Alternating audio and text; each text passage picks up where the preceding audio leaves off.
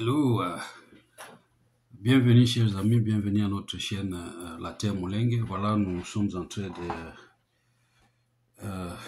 nous allons continuer notre sujet, notre premier chapitre sur les constitutions de la RDC. Et nous avons épuisé la discussion sur la question interne concernant s'il existe une tribu ou une population Banyamulenge. Et nous avons clairement démontré, tout au courant de des vidéos passées, qu'il n'existe pas une tribu Banyamulenge ou une population Banyamulenge sur la terre congolaise. Et aujourd'hui, nous allons toucher sur la question externe, c'est-à-dire, nous allons voir ce que le monde extérieur pense de la RDC et de la population tribale ou de la population d'origine sur les territoires de la RDC. Et ainsi, aujourd'hui, nous allons revoir ou nous allons citer ou reprendre les déclarations de certaines personnalités internationales, y compris un gouvernement. Et à partir de là, nous allons aussi analyser ce qu'ils ont dit et démontrer à travers les preuves historiques que ce qu'ils disent est une fausseté, ce n'est pas une vérité. Et en même temps, essayer de donner une explication que nous pensons est derrière ces déclarations ou leurs déclarations. Ainsi donc, nous avons pensé que nous pouvons amener ici sur notre podium et à votre connaissance 4 déclarations. 3 déclarations qui viennent de personnalités politiques et une déclaration qui vient du gouvernement rwandais ou plus précisément du Parlement rwandais. Ainsi, nous allons commencer par un député américain du nom de Ronny Jackson. C'est un député américain, plus précisément de l'État de Texas. Plus récemment, au début de cette année, il a fait un voyage dans la région des Grands Lacs. Et là, il a rencontré plusieurs présidents, hommes politiques, y compris le président de la RDC, M. Félix Tshilombo. Et de retour dans son pays, ici, les États-Unis, il est passé au Parlement américain et il a déclaré ce qui suit. Voilà, je vais traduire de l'anglais ce qu'il a dit. Et là, ce qu'il a dit, nous n'avons pas... nous n'établissons pas seulement puisque nous ne sommes pas pour cette déclaration-là, mais c'est puisque la déclaration a été publiée dans un journal ougandais appelé Nile Post par un certain Jacob Seaman Dongo. Et cette déclaration a été publiée le 26 mars cette année. Et en français, le texte dirait ceci, je cite. « Même s'il est établi que le M23 a des liens avec le Rwanda, il n'y a pas de doute qu'il est devenu une force dominante dans la région, opérant sans résistance. Les forces armées de la RDC ou les FARDC ne se battent pas. Dans la plupart des cas, soit ils abandonnent leur poste, soit ils rejoignent les rangs de M23. Il est dû au changement historique frontalier. La région faisait partie du royaume du Rwanda avant la trace des frontières. Cependant, lorsque la question des frontières de l'Ouganda était incorporée dans les discussions frontalières, les populations affectées par ces découpages frontaliers devenaient automatiquement des citoyens ougandais. La même question ne s'est jamais matérialisée en RDC, laissant plusieurs milliers de personnes sans terre et victimes de haine. Pour avoir une paix durable, le gouvernement congolais doit intégrer les militants du M23 dans l'armée nationale et reconnaître tous les résidents de l'Est de la RDC comme citoyens congolais à part entière, avec des droits égaux devant la loi. Et en anglais, pour essayer de aussi de faire comprendre nos amis qui vont nous suivre, qui sont des anglophones, qui ne puissent pas nous traiter des gens qui ont copié ou mentent. C'est ce que M. Jackson avait dit. Voilà, je vais lire ici l'article en anglais. L'article en anglais dit, je cite, while M23, excusez-moi, while M23 has ties to Rwanda, it has now become a dominant force in the region, operating with little to no resistance. The Congolese military is not fighting back. In many cases, soldiers are either fleeing or joining M23. It is partly due to historical border changes. The region once belonged to Rwanda before the boundaries were redrawn. However, when parts of Uganda were also incorporated, those affected were quickly granted Uganda citizenship. The same has not happened in the DRC, leaving many people stateless and fueling resentment. For long-term stability, the Congolese government must integrate the M23 fighters into the military and recognize all residents of Eastern DRC as full citizens with equal rights. C'est ce que le député Jackson de l'État de Texas avait présenté devant l'Assemblée nationale américaine, juste suivant son retour de son séjour en Afrique centrale, plus spécialement dans la région de Grand Lac. Et nous avons un deuxième homme politique. Le deuxième homme politique, c'est l'ancien président fait Julius Nyerere. Julius Nyerere dit ceci. Les Banyamulenge ne sont pas des immigrés au Zaïre, ils ne le sont pas. Le royaume du Rwanda était divisé entre les Allemands et les Belges. Et les Belges prirent une portion de la terre appartenant au royaume du Rwanda, l'ancien royaume traditionnel du Rwanda et ses populations. Quand nous disons respectons les frontières héritées de la colonisation entre les Belges et les Allemands, nous devons aussi respecter les populations réussies sous cet accord ou cette convention, et vous ne pouvez pas tourner et dire voilà, nous ne voulons plus de vous. Vous n'êtes plus des citoyens de notre pays. Qu'allez-vous faire? Allez-vous retourner les populations seules ou retourner avec leur portion de terre? Vous ne pouvez pas dire allez chez vous. Chez vous où? Nous ne pouvions pas ici chez nous en Tanzanie pour le cas de Maasai. Nous ne pouvions pas être fatigués de Maasai et leur dire de retourner chez vous au Kenya. Kenya n'est pas leur pays. Ceux-ci sont des Maasai de la Tanzanie. Voilà ce qu'il avait dit pendant son allocution à New York en 1996, pendant une assemblée de l'Académie internationale sur la paix. Et en anglais, pour les Tanzaniens qui ne comprennent pas le français, voici ce que Fait Nyerere avait dit à propos des populations Banyarwanda vivant sur la terre congolaise. Je cite, The Banyamulenge are not immigrants to Zaire. They are not. The kingdom of Rwanda was partitioned between the Germans and the Belgians. And the Belgium took a part of the kingdom of Rwanda, the traditional kingdom of Rwanda, and with the people. So when we say respect that border which was agreed between the German and the Belgium, we must also be saying respect the people whom you received under that petition, and you can't turn around and say, we no longer want you. You are no longer citizen of our country. What are you going to do? Are you going to return them alone, or you return them with the piece of land? You can't say, go home. Home where? We could not in Tanzania get fed up with the Maasai and say the Maasai go home to Kenya. Kenya is not their home. These are Maasai of Tanzania. Voilà la proposition de monsieur feu président Nyerere.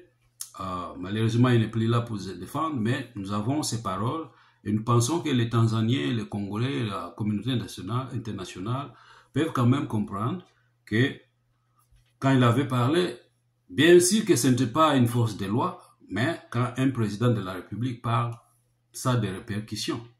Et c'est de ça, avec les autres déclarations d'autres hommes politiques, nous sommes en train de payer le prix de leurs déclarations. La troisième personnalité politique s'appelle ici M. Thabo Mbeki. C'est l'ancien président de l'Afrique du Sud. Il avait dit, je cite, « En fait, en ce qui concerne les problèmes que j'ai mentionnés dans l'Est de la RDC, les conflits, je répète ce que j'ai publiquement déclaré que les Congos, comme nous tous, avons hérité de la colonisation les frontières actuelles. Et les colonisateurs avaient tracé les frontières de la RDC. Ils incluaient dans la partie est de la RDC les populations qui parlent le Kinyarwanda. Ces derniers sont des Congolais en termes de frontières coloniales. Mais le problème pour nous et le problème pour les Congolais est que, malheureusement, même pendant le régime de Mobutu, ils n'avaient pas voulu reconnaître les colonies rwandaises incorporées comme congolaises. Et il continue. Même la formation à l'est du Congo du groupe rebelle appelé Mai Mai. Les Mai Mai dont l'objectif est de chasser ces Banyarwanda et les forcer à retourner au Rwanda. Et Mobutu encourageait cela. Ces problèmes persistent jusqu'à ce jour. Comme vous le savez, la RDC est un pays géant et l'un de ses défis depuis le retour à la démocratie était déjà là. Il a persisté et c'est la même mise du gouvernement depuis Kinshasa. Dans le Kivu, dans la partie lointaine de l'Est, c'est pourquoi nous avons les M23. C'est parce que les Banyarwanda, Banyamulenge dans la partie Est du pays ont pendant plusieurs décennies senti qu'ils n'avaient pas la protection de Kinshasa. Alors, ils décidèrent de se protéger eux-mêmes. Il continue encore.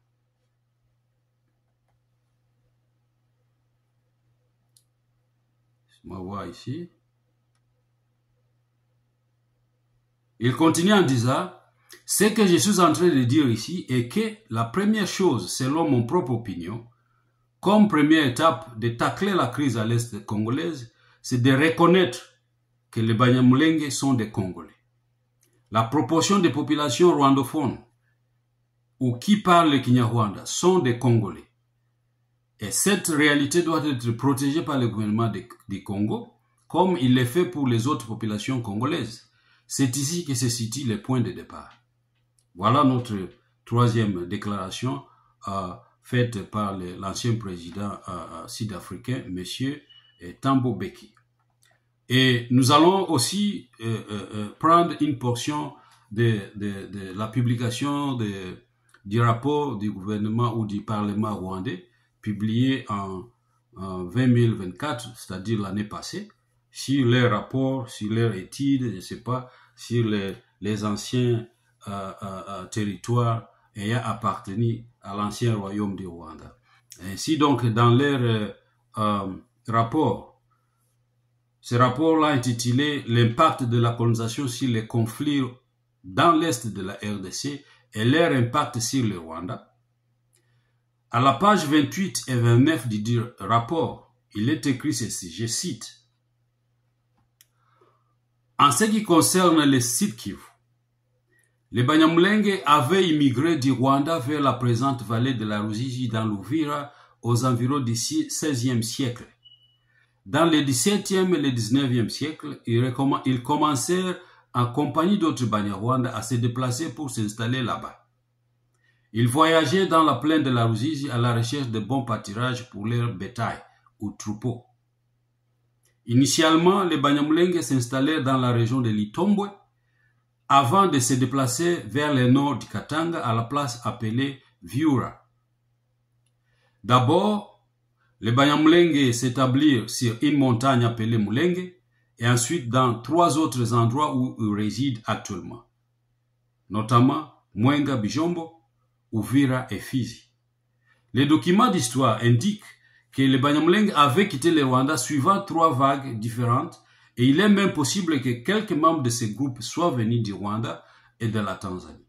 Les 3 leaders Banyamulenge dans les 3 régions étaient Gahutu, Budurege et Kaira jusqu'en 1933, lorsque l'administration belge nomma d'autres leaders qui n'étaient pas Banyamulenge.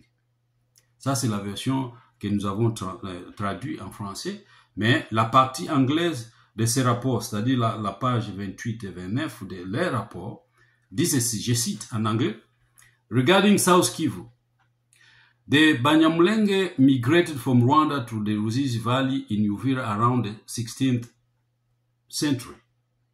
The record indicates that the Banyamulenge migrated from Rwanda at different times, and it is also in the 17th and the 19th century that they began with other Rwandese moving to settle there.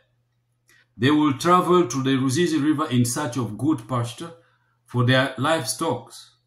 The Banyamulenge initially settled in the Itombo region before moving north of Katanga to a place called Vura.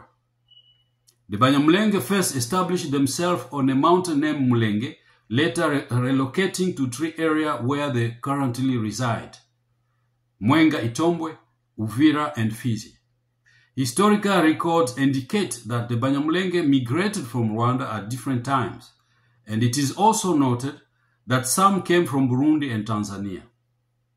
The Banyamulenge leaders of these three regions were Gahutu, Budurege, and Kaira until 1933, when the Belgian administration appointed other leaders who were not Banyamulenge. Voilà les quatre déclarations extérieures qui appuient, qui sont en support des déclarations de Banyarwanda établies au Sud Kivu.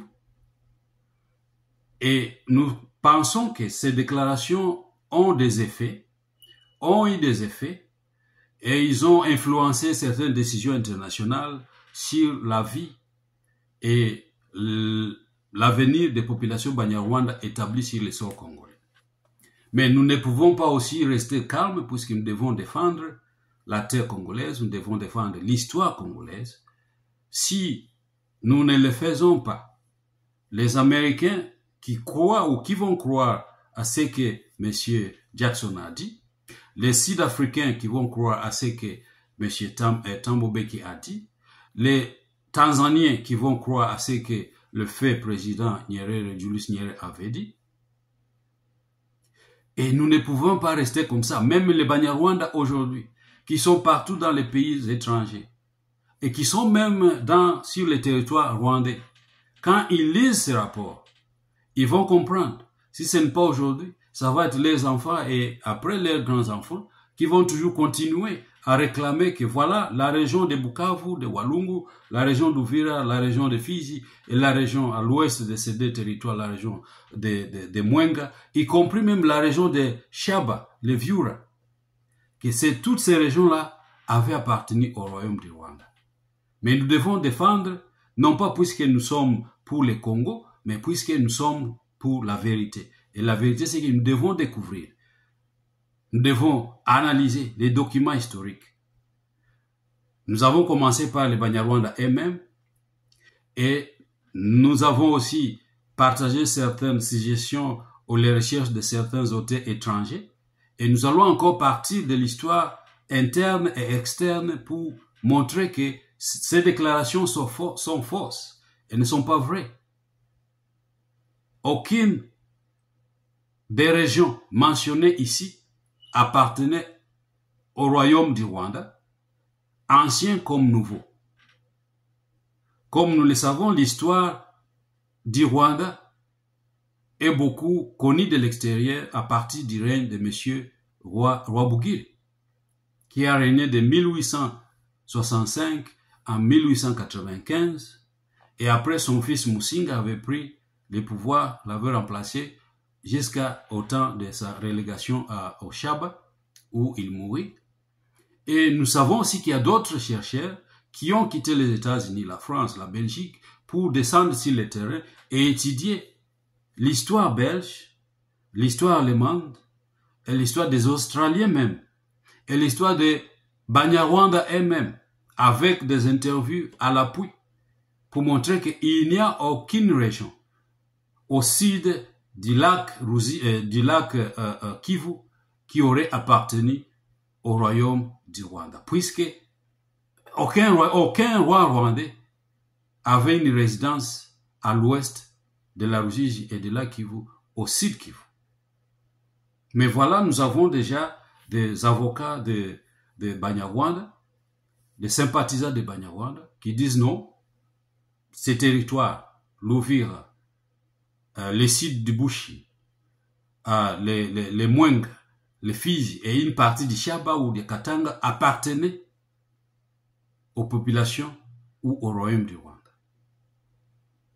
Et nous pouvons même voir à partir même du rapport du Parlement rwandais qu'il y a même déjà des mentions de contradictions, puisqu'ils disent que voilà, le royaume du Rwanda a existé depuis le XVIe siècle.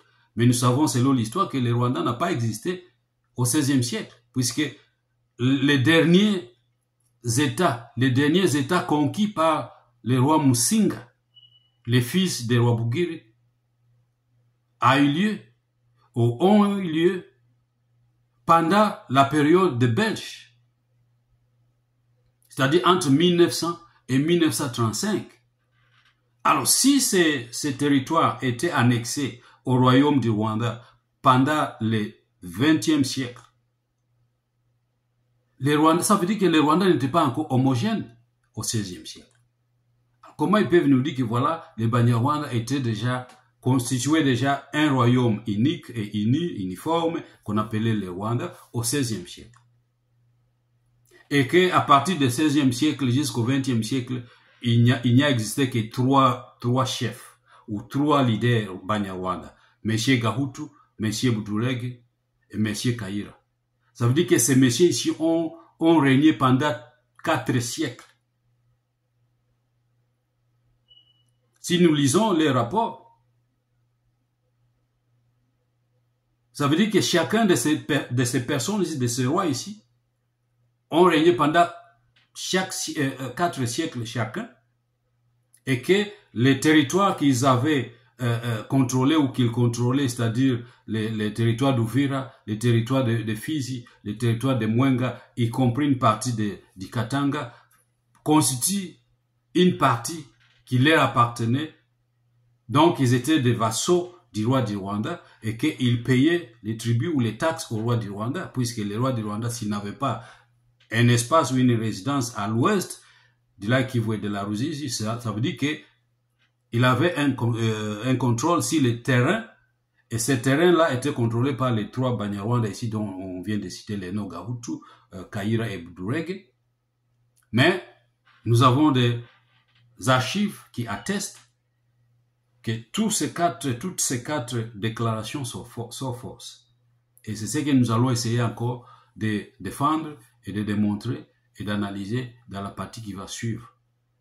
Donc, nous avons cité les 4 déclarations des chefs d'État ainsi que le Parlement rwandais. Voilà ce qui se passe à l'extérieur.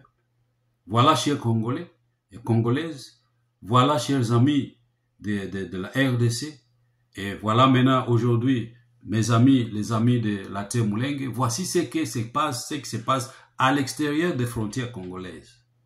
Les Banyarwanda ont des amis qui leur soutiennent avec des mensonges.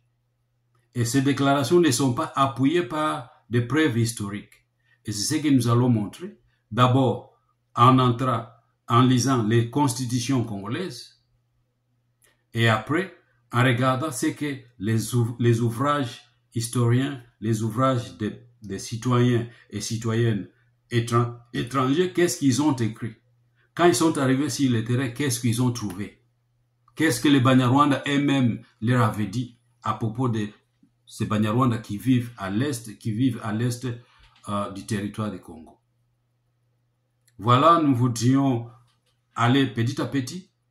Nous allons encore reprendre ces déclarations la prochaine fois, mais nous voudrions que vous tous puissiez avoir un temps de lire ou d'écouter ce que le gouvernement rwandais, le président, l'ancien président Thabo Mbeki avait dit, l'ancien fait président de la Tanzanie, fait Nyerere, avait dit, et c'est que un député américain, Jackson, avait dit après son retour de son séjour dans la région des Grands Lacs. Alors, ces déclarations sont maintenues, sont gardées dans les archives des institutions politiques de ces pays. Alors ça va prendre des années, si nous ne réagissons pas, ça va prendre des années avant que ces archives-là puissent être exposées pour qu'un certain député ou une certaine députée américaine ou je ne sais pas, sud-africaine ou tanzanienne puisse montrer que voici ce que nos leaders avaient dit n'était pas vrai. Et nous devons corriger ça. Pourquoi? Puisque nous voulons donner une fausse, un faux espoir aux enfants Banyarwanda qui naissent aujourd'hui, non pas seulement sur le territoire congolais, mais aussi sur le territoire rwandais, que non, nous avons des anciens territoires qui auparavant appartenaient à notre royaume rwandais, et nous réclamons cela, alors que c'est faux. Et c'est ça le message que je vais aussi passer aux enfants Banyarwanda qui naissent sur le sol congolais. Il n'y a pas du mal à être congolais, et il n'y a pas du mal à être non congolais d'origine, puisque les constitutions reconnaissent qu'il y a des Congolais d'origine et des Congolais naturalisés ou qui deviennent Congolais après avoir été nés sur les sols congolais. Et nous avons démontré dans le passé que partout au monde, il y a des populations d'origine. Personne ne devient une population d'origine du jour au lendemain. Ça n'existe pas. Alors, cher Banyarwanda, essayez de réfléchir. Essayez de poser, essayez d'enseigner vos enfants et vos petits-enfants la vraie histoire de la République démocratique du Congo. Ne le mentez pas. Ne mentez pas à la communauté internationale. Voilà, merci pour nous avoir suivis. Je vous prie donc, après avoir lu et écouté les déclarations, essayez d'attendre. Nous allons présenter les analyses de ces 4 déclarations. Essayez donc de souscrire à notre chaîne YouTube La Terre Mulenge. Essayez de donner des critiques, essayez de partager avec les autres, surtout avec vos contacts. Nous serons vraiment ravis de vous lire, de connaître vos commentaires, mais nous sommes ici pour éclairer la communauté internationale, aussi bien que la communauté interne, et surtout la classe politique congolaise, puisqu'elle est vraiment ignorante de ce qui se passe. Et nous ne serons pas surpris demain si la partie est de la RDC est vendue, déchirée, détachée de la terre congolaise, ce qui sera contre les articles de la Constitution, que la République démocratique du Congo est une, et unique et indivisible. Et il n'existe pas une nationalité double en République démocratique du Congo. Alors si nous continuons, si nous n'analysons pas et nous n'enseignons pas nos enfants la vraie histoire, nous risquons de nous retrouver demain qu'une partie de cette République est partie. Puisque les Banyarwanda ont un plan, et ce plan n'a pas commencé aujourd'hui, et ils pensent dans le futur, alors que les Congolais, la majorité des Congolais ne vivent que sur le présent. Alors, malheur à nous tous, qu'on soit à l'intérieur comme à l'extérieur, malheur à nous tous, si nous ne prenons pas attention, ne faisons pas attention à l'histoire. Et l'histoire elle-même dit que l'homme, je vais dire l'homme et la femme, n'apprennent pas de l'histoire. Mais je pense que nous pouvons nous enseigner, que nous pouvons apprendre de l'histoire à partir de ce que nous sommes en train de vous présenter. Voilà, une fois de plus, bienvenue à La Terre Mulenge. Essayez encore de souscrire à notre chaîne, partagez et envoyez-nous vos critiques et nous allons encore vous donner une autre explication, analyse de ces 4 déclarations la prochaine fois et à très bientôt. Merci.